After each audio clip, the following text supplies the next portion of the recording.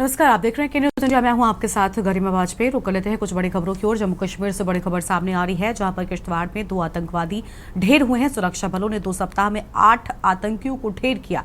सुरक्षा बलों ने पूरे इलाके को घेरा है। ये बड़ी जानकारी जम्मू कश्मीर से आपको बता रहे हैं, जहां पर सुरक्षा बलों की ओर से पूरे इलाके को घेरे जाने की बात सामने आई है। बड़ी खबर जम्मू कश्मीर से आपको हम बता दें,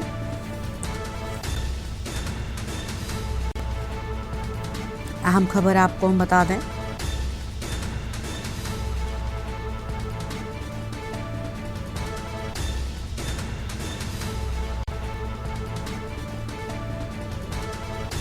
सुरक्षा बलों ने पूरे इलाके को घेरा है। जम्मू कश्मीर से बड़ी खबर आपको हम बता रहे हैं।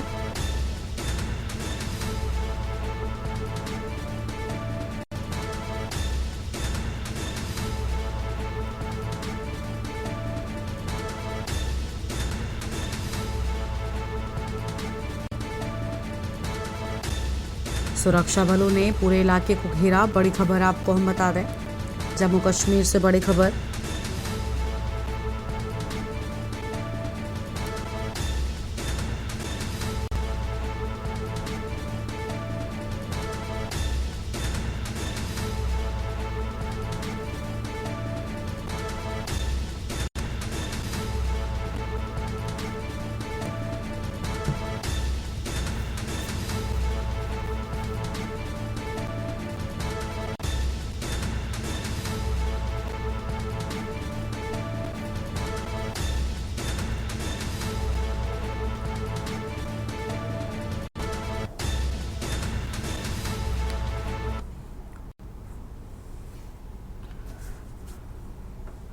अगली बड़ी खबर हरियाणा से है, जहां पर ज्योति मल्होत्रा की 4 दिन की रिमांड बढ़ी है। ज्योति के हिसार कोर्ट में पेशी हुई है। 5 दिन की पुलिस रिमांड पर थी ज्योति। कल खत्म हुआ था रिमांड का आखिरी दिन। बड़ी जानकारी आपको बता रहे हैं, हरियाणा से बड़ी खबर आपको हम बता दें, जहां पर 5 दिन की पुलिस रिमांड पर थी ज्योति मल्होत्रा, लेकिन अब रिमांड पीरियड को बढ़ाए जाने की बात सामने आई है। अहम खबर आपको हम बता रहे हैं।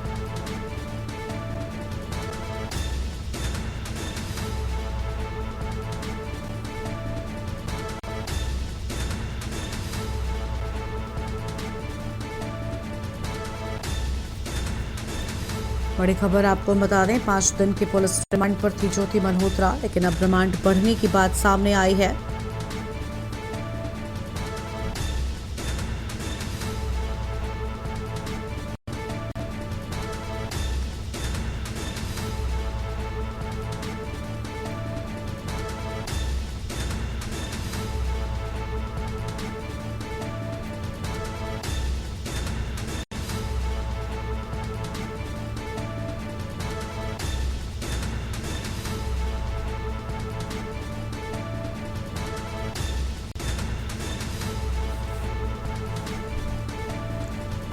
और इसी खबर पर बातचीत के लिए हमारे साथ हमारे विशेष संवाददाता अखिलेश सिंह चुके हैं। अखिलेश जी, ज्योति मल्होत्रा की 5 दिन की पुलिस रिमांड जो पहले थी उसे बढ़ा दिया गया है। पूरी जानकारी क्या है आपके पास में? पाकिस्तानी जासूस के तौर पर सामने आई ज्योति मल्होत्रा की रिमांड को 4 दिन का बढ़ा दिया गया है। हरियाणा पुलिस और राष्ट्रीय एजेंसियां जो जांच कर रही हैं, चाहे आईएनए हो, तमाम एजेंसियों की जांच में अभी ज्योति मल्होत्रा से कई और बड़े सुराग हाथ लगने थे कि वो पाकिस्तान और चीन की उन्होंने यात्राएं की। उस दौरान वो पाकिस्तान की आईएसआई एजेंसी के तमाम अधिकारियों से मिले। इसके साथ ही साथ कई भारतीय ऐसे साक्ष्य गुप्त संदेश थे, कुछ चीजें उन्होंने पाकिस्तान पर बतौर जासूस उन्होंने दी।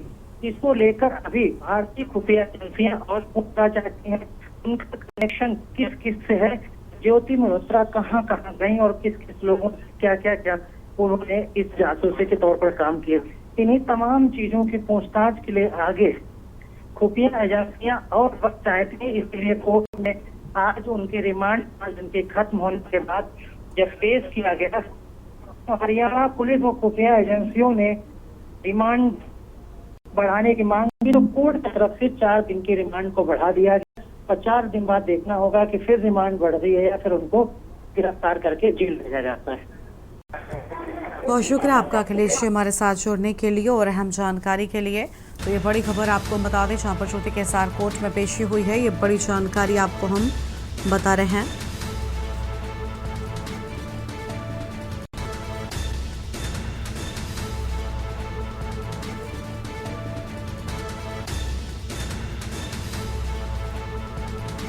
हरियाणा से बड़ी खबर, ज्योति मल्होत्रा के 4 दिन की रिमांड बढ़ाए जाने की बात सामने आई है।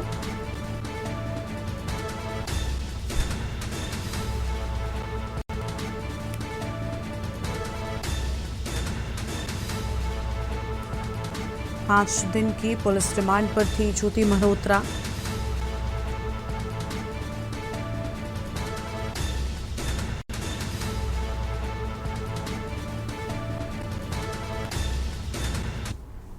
अगली खबर है लखनऊ से, जहां पर पिछड़ा वर्ग कल्याण विभाग के उपनिदेशक सस्पेंड। राज्यसभा सांसद सीमा द्विवेदी की शिकायत पर एक्शन। सीमा द्विवेदी ने सीएमयूडी को पत्र भेजकर की थी शिकायत। वाराणसी मंडल पिछड़ा वर्ग कल्याण के उपनिदेशक थे देवेंद्र यादव और सोशल मीडिया में सरकार पर आपत्तिजनक टिप्पणी का आरोप। पुलिस चुनाव आयोग पर भी की थी आपत्तिजनक पोस्ट। योजनाओं के क्रियान्वयन में रिश्वत मांगने का भी आरोप की बात सामने आई है। उन्नाव में तैनाती के दौरान गबन का आरोप अभी भी लंबित। ये बड़ी जानकारी आपको हम बता रहे हैं। और इसी खबर पर बातचीत के लिए हमारे साथ में हमारे संवाददाता कौशलेंद्र उपाध्याय जुड़ चुके हैं। कौशलेंद्र, सोशल मीडिया में सरकार पर आपत्तिजनक टिप्पणी का आरोप है, इसके साथ ही कई अन्य विवादित मामले हम कह सकते हैं जरूर जुड़े हुए हैं। पूरी जानकारी क्या है फिलहाल आपके पास? जी बिल्कुल, देखिए आपको बताएं कि यादवेंद्र यादव जो पिछड़ा वर्ग कल्याण विभाग के उपनिदेशक पद को वाराणसी मंडल में तैनात है। इनकी जो कार्यशैली है वो कहीं न कहीं लोक सेवक नियमावली के खिलाफ है। सोशल मीडिया पे सरकार, पुलिस और चुनाव आयोग के खिलाफ लिखते थे, जिसकी शिकायत राज्यसभा सांसद सीमा द्विवेदी जो भारतीय जनता पार्टी है, उन्होंने शिकायत मुख्यमंत्री योगी आदित्यनाथ से लिखित रूप से शिकायत की थी। उसके बाद इसकी जांच करवा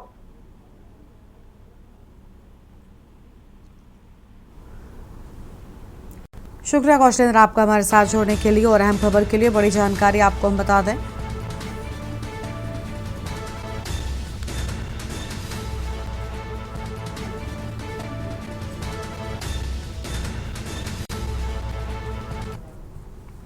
लखनऊ से खबर आपको हम बताते हैं, जहां पर आईपीएस डॉक्टर सतीश कुमार पर दहेज उत्पीड़न का केस दर्ज। एसडीआरएफ कमांडेंट डॉक्टर सतीश पर पत्नी ने कराया एफआईआर दर्ज। हजरतगंज कोतवाली में दर्ज हुआ मामला।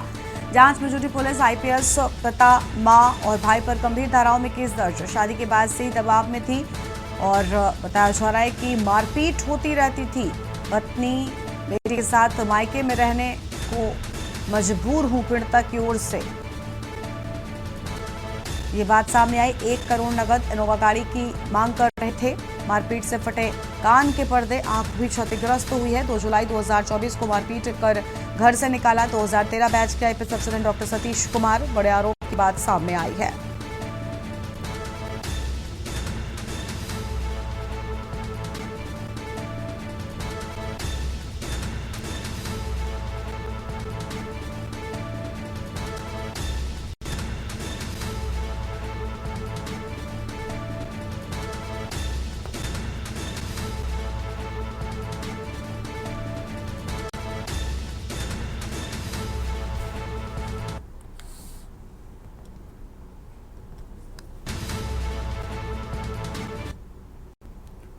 और अगली खबर आपको उन्नाव से बताते हैं, जहां पर शुक्लागंज में रोहिंग्या की गिरफ्तारी हुई है। शक्तिनगर के झुग्गी झोपड़ी में रहता था रोहिंग्या। कानपुर कोतवाली पुलिस ने बड़े चौराहे से गिरफ्तार किया है।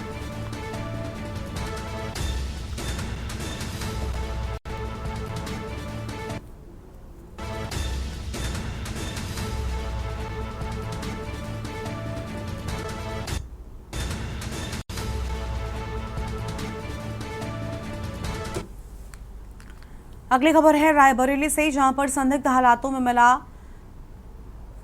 नवविवाहिता का शव। घर के अंदर शव मिलने से लोगों में सनसनी। कोतवाली पुलिस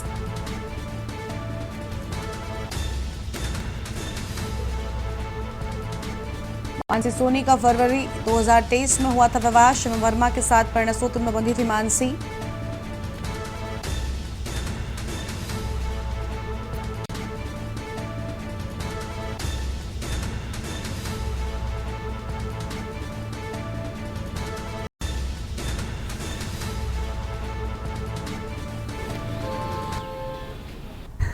थाना कोतवाली नगर के अंतर्गत सिविल लाइंस में एक युवती के द्वारा फांसी लगा लिया गया है, जिसमें कि मौके पर जो फील्ड यूनिट की टीम है और पुलिस के द्वारा जाकर के और शव को पोस्टमार्टम हेतु भेज दिया गया है। और जो भी परिजन हैं वो दहेज हत्या के आरोप लगा रहे हैं, जिसमें कि मुकदमा पंजीकृत किया जा रहा है और अग्रिम विधिक कार्रवाई इसमें कराई जा रही है।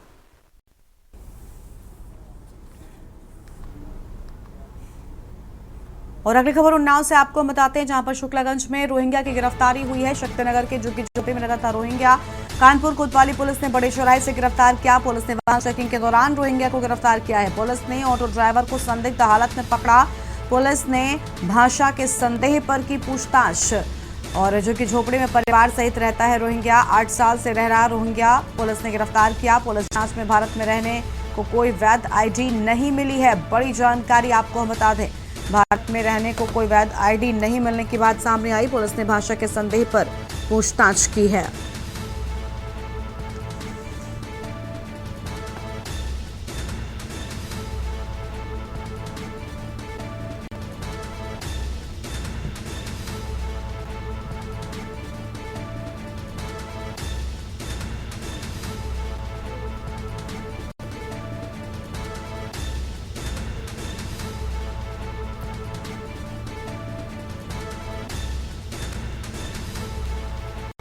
कानपुर कोतवाली पुलिस ने बड़े चौराहे से किया गिरफ्तार। अहम खबर आपको हम बता रहे हैं।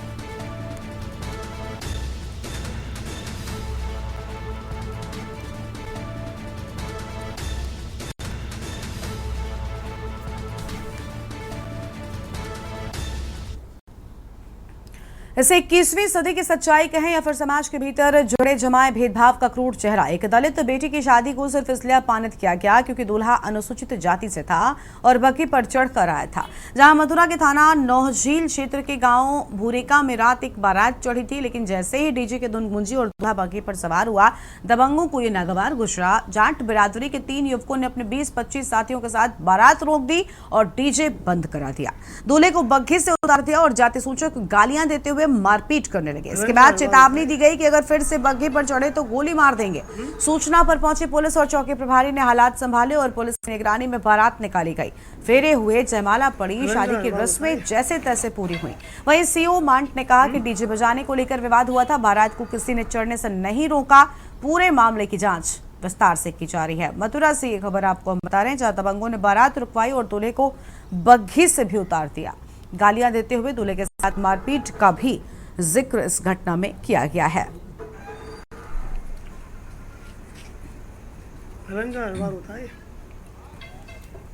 तो मथुरा से ये तस्वीरें हैं जहां पर दूल्हे से मारपीट किए जाने की बात सामने आई। हर बार होता है।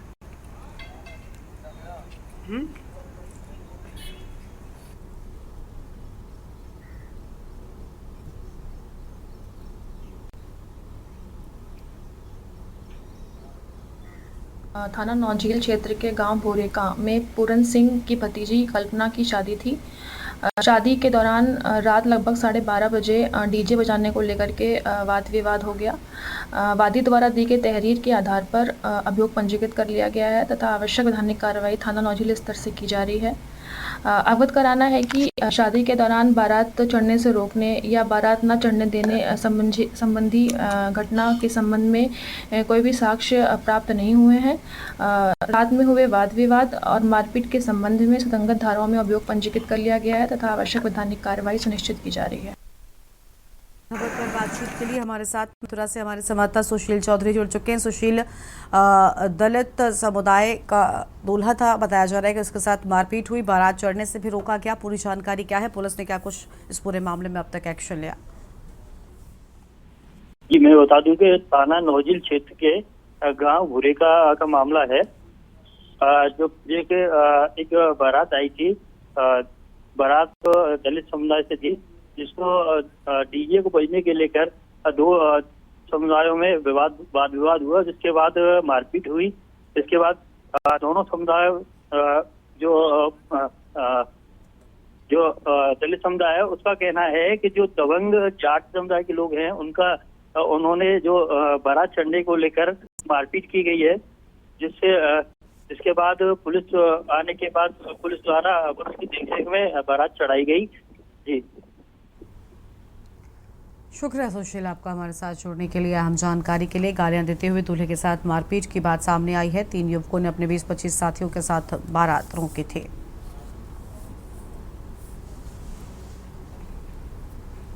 और अब बात करेंगे आंधी बारिश और तबाही की, जिसमें एटा में अगर हम बात करें तो चिल्ड प्लांट के टीन शेड में सो रहे मालिक मजदूर की मौत हो गई। देर रात आई तेज आंधी की चपेट में आए मालिक और मजदूर। सूचना मिलते ही मौके पर पहुंची एसडीएम जलेसर भावना विमल। अवागढ़ पुलिस ने शव को कब्जे में लेकर पोस्टमार्टम के लिए भेजा है और थाना अवागढ़ क्षेत्र के नगला लोधा पर बने चिलर प्लांट का ये पूरा मामला सामने आया है।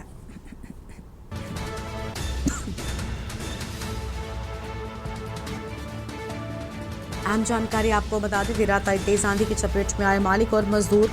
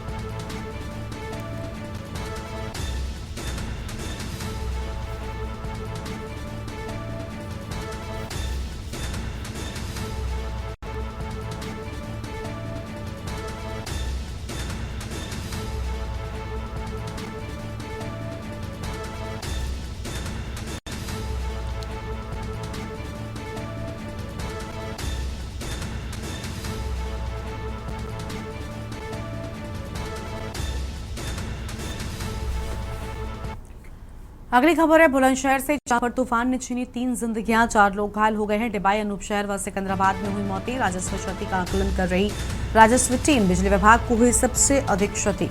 बड़ी खबर आपको बता रहे हैं, जहां पर बिजली विभाग को सबसे अधिक नुकसान होने की बात सामने आई है।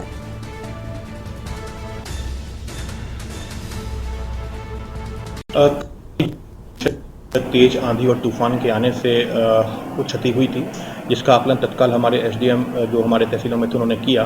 और अभी तक हम लोगों को जनपद में 3 मानव मृत्यु होने की सूचना मिली है, जिसमें 2 केस हमारी तहसील डिबाई के हैं और 1 तहसील अनूपशहर का है।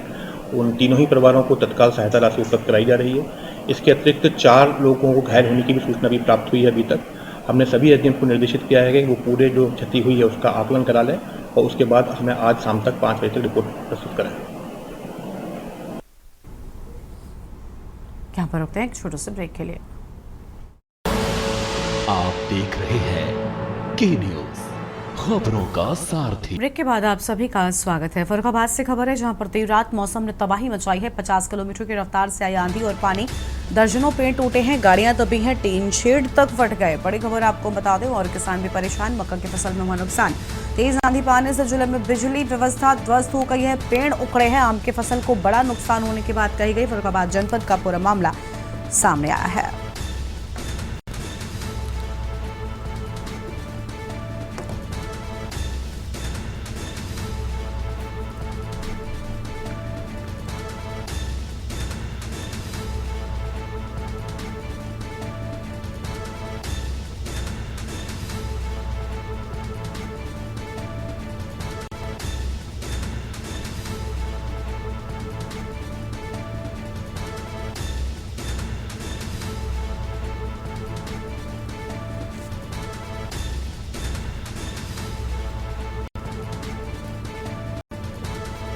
पचास किलोमीटर की रफ्तार से आई आंधी और पानी, बड़ा नुकसान होने की बात सामने आई है।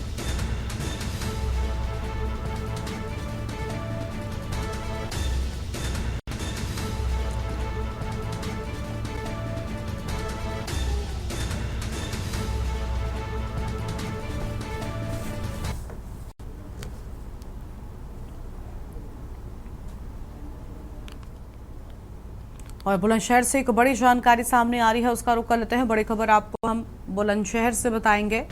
जिले भर में तेज आंधी ने जमकर कहर मचाया। दीवार के मलबे में दबे दंपति, पति की मौत, पत्नी गंभीर रूप से घायल बताई जाती है। बड़ी खबर आपको हम बता रहे हैं।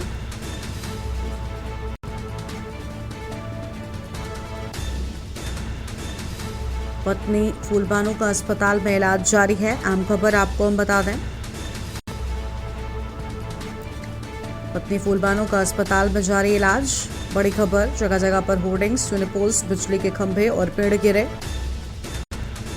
फलपट्टी क्षेत्र में आम की फसल में भी भारी नुकसान होने की बात सामने आई है।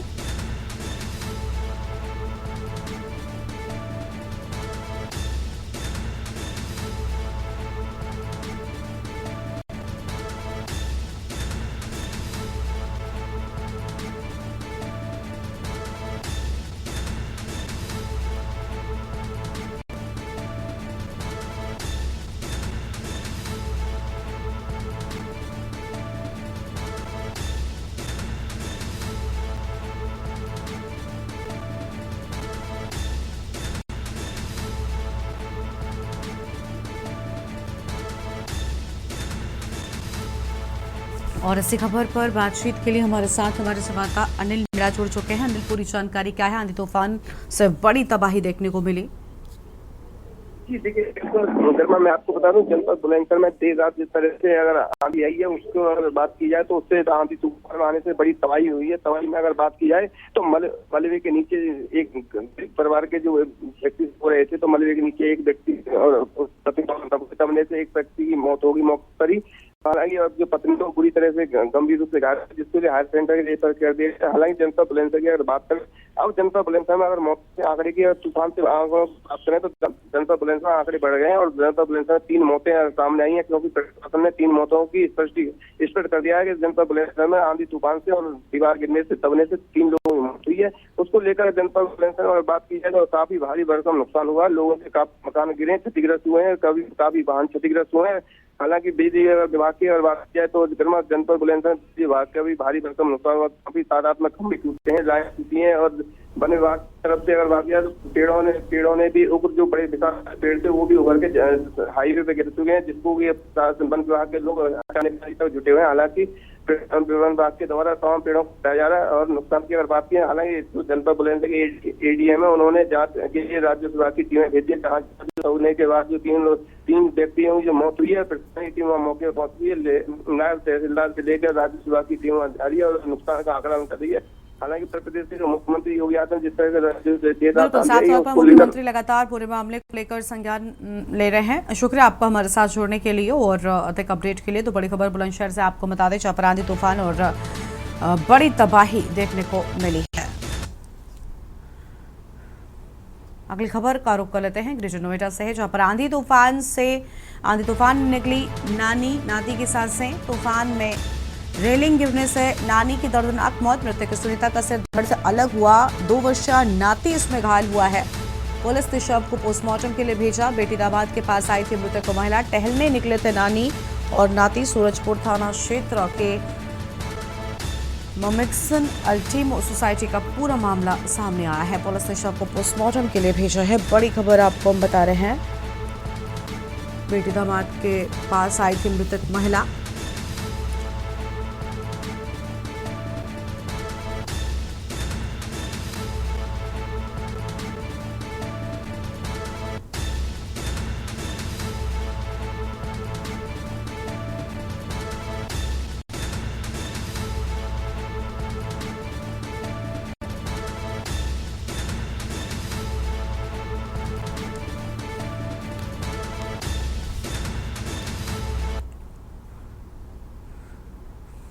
औरैया से खबर है, तेज आंधी के साथ बारिश, जगह जगह पर गिरे पेड़ गिरने से कार और विद्युत पोल आंधी की चपेट में।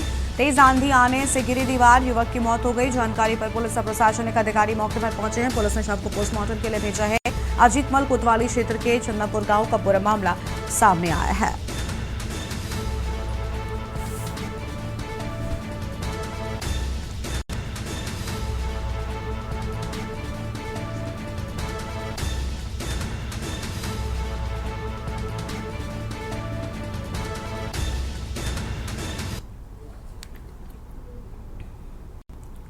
यूपी में भीषण गर्मी और तपती लू से लोगों को राहत मिल गई है। तेज आंधी और बारिश ने लोगों को राहत देने का काम किया है, तो वहीं आंधी और बारिश ने लोगों के लिए मुसीबत बनने का भी काम किया, जिसके चलते सड़कों पर कई जगहों पर हादसे हुए। कई लोगों की मौत की भी खबरें आई हैं। वहीं बात करें गाजियाबाद की, तो यहां पर आई आंधी और बारिश ने प्रशासन की कलाई खोलकर रख दी है।